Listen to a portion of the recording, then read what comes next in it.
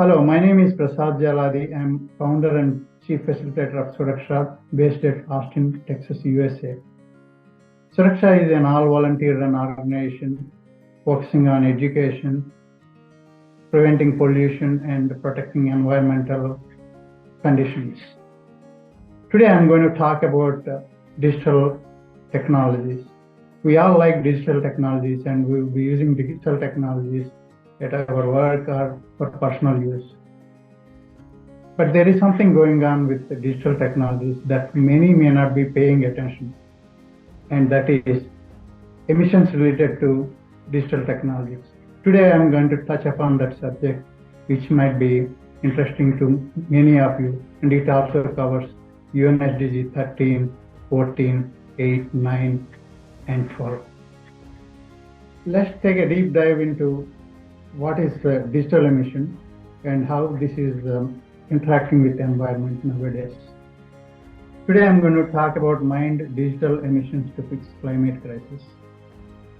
Let's dive into all the factors what are contributing climate crisis due to digital emissions. Let's see what is digital emission first. Digital emission is the carbon dioxide released into the environment because of production, use, and data transfer. This is also known as digital carbon footprint. Digital technologies are contributing 2.3 to 3.7% of global carbon dioxide emissions. This is equivalent to the emissions of the aviation industry annually. So let's touch upon each area that are contributing to digital emissions. Let's start with online search and emails. It was estimated that each of our online search on search engine would attribute 1.4 grams of carbon dioxide.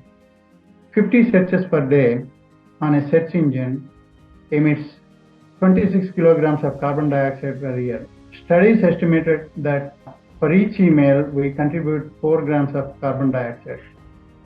50 grams of carbon dioxide would be emitted if we send an email with an attachment or a hefty photo. Each spam email would contribute 0.3 grams of carbon dioxide. Sending 65 emails is roughly equivalent to driving a car for 1 kilometer. A person in the developed world adds 136 kilograms of carbon dioxide by sending and receiving emails in a year. This is equivalent to an extra 320 kilometer drive in a car. 120 spam emails sent every year. This creates 36 million tons of carbon dioxide emissions.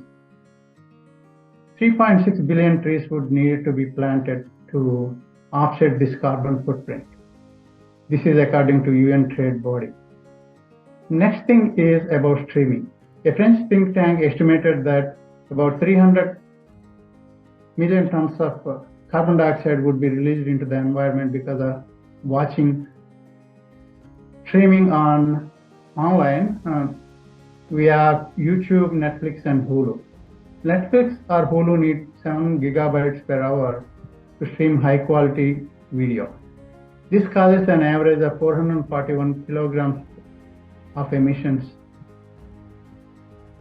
24 hours a day at this quality, the emissions rise to 10.58 kilograms and 317.5 kilograms of carbon dioxide emission in a month. However, if streaming is done in a standard definition, the monthly footprint would considerably reduced. If all 70 million users stream for 4 hours using ST per a month rather than HT, it would release 3.5 million tons of carbon dioxide into the environment. Interestingly, this is equivalent to elimination of 1.7 million tons of coal usage, which is a 6% of consumption of coal in the US per month. Next thing would be cloud computing. Factor data suggested that storing just a petabyte of unoptimized backup data in the cloud for 1 year could emit 3.5 metric tons of carbon dioxide e-waste. Cloud services providers like Microsoft Azure Amazon, AWS, and Google Cloud account for about 64% energy consumption, according to the Synergy Research Group.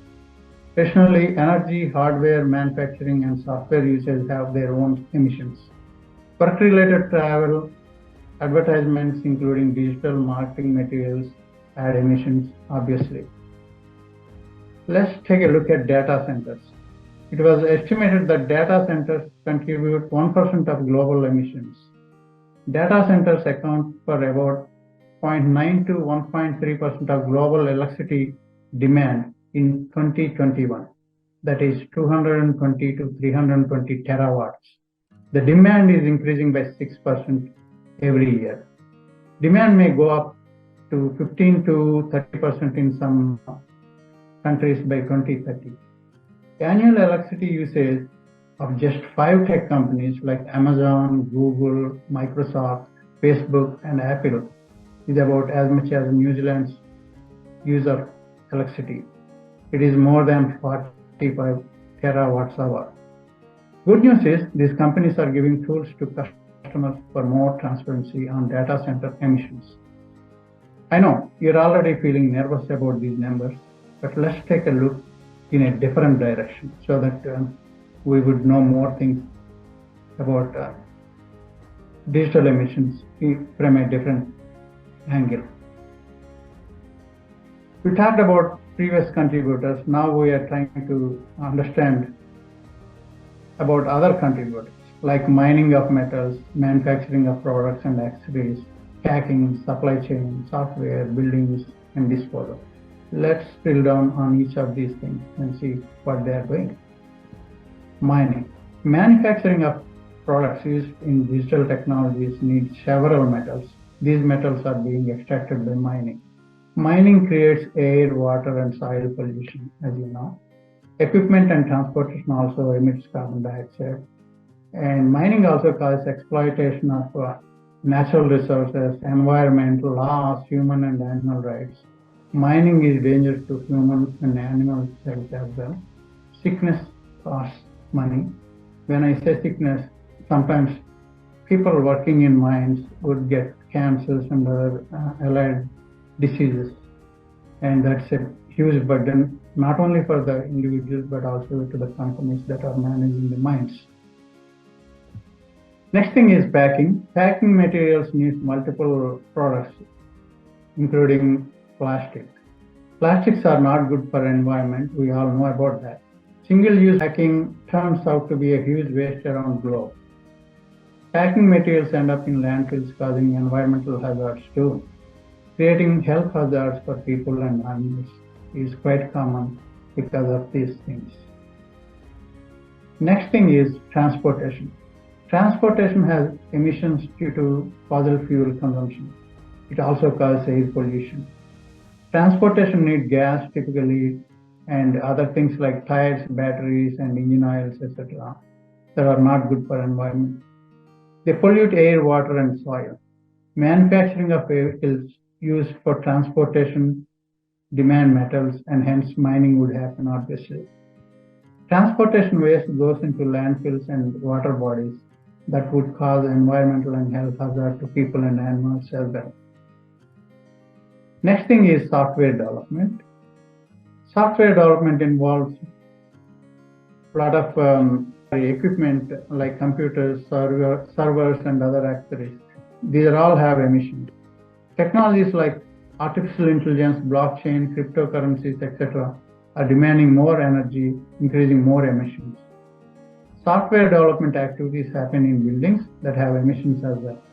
Work-related travel have emissions released into the environment. Sales advertisements, including digital marketing materials, have emissions. Next thing is buildings.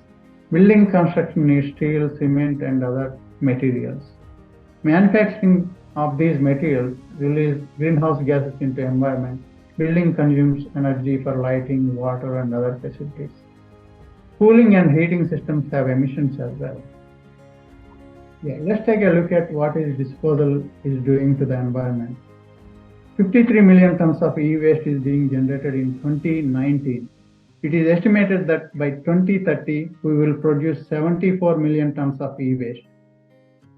Typically, 31% of consumers either throw away old electronics into garbage or mix them in with other recyclables like metals and plastic. Devices made of complex mix of materials that include gold, silver, copper, platinum, palladium, lithium, cobalt, and other valuable elements. Electronic devices are made of using lead, mercury, cadmium, beryllium, plastic, brominated flame retardants, etc.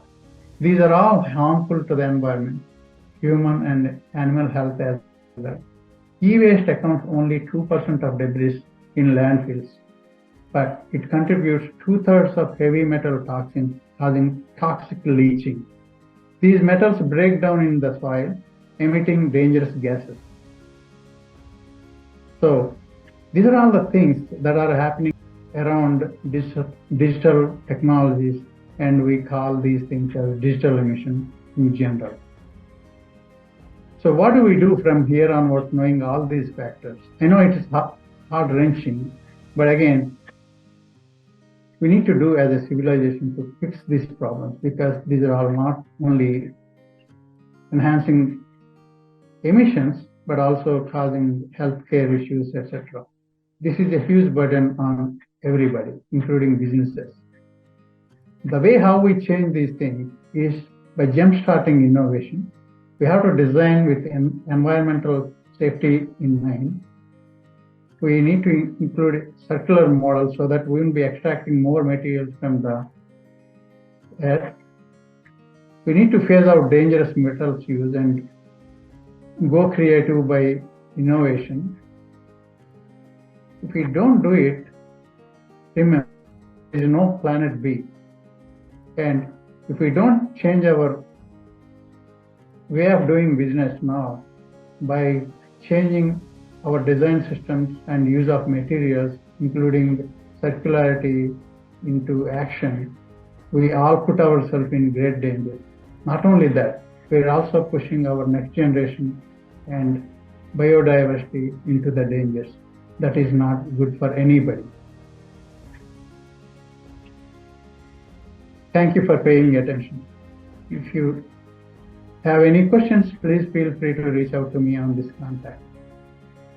Thank you again.